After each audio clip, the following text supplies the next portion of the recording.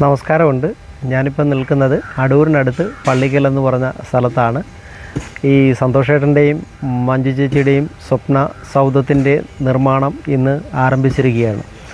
ജീവിതത്തിൽ ഒരിക്കൽ പോലും കണ്ടിട്ടില്ലാത്ത ഒരു സുഹൃത്ത് ഗൾഫിൽ നിന്ന് എന്നെ വിളിക്കുകയും മഞ്ജു ചേച്ചിക്കും സന്തോഷേട്ടനും ഒരു വീട് വെച്ച് കൊടുക്കുന്ന കാര്യം എന്നോട് പറയുകയും അതിൻ്റെ പ്ലാൻ വരച്ച് ഇട്ടുകൊടുക്കുകയും അത് പരസ്പരം അതിൻ്റെ നിർമ്മാണത്തെക്കുറിച്ച് ചർച്ച ചെയ്യുകയും ആ ബഡ്ജറ്റിന് അനുസരിച്ചുള്ള ഒരു വീട് നിർമ്മിച്ച് കൊടുക്കണം എന്ന് പറഞ്ഞു. അങ്ങനെ 5.25 ലക്ഷം രൂപയ്ക്കാണ് ഇവരുടെ ആ സ്വപ്ന സൗധം നമ്മൾ നിർമ്മിക്കാൻ കരാർ ഏറ്റെടുത്തിരിക്കുന്നത്.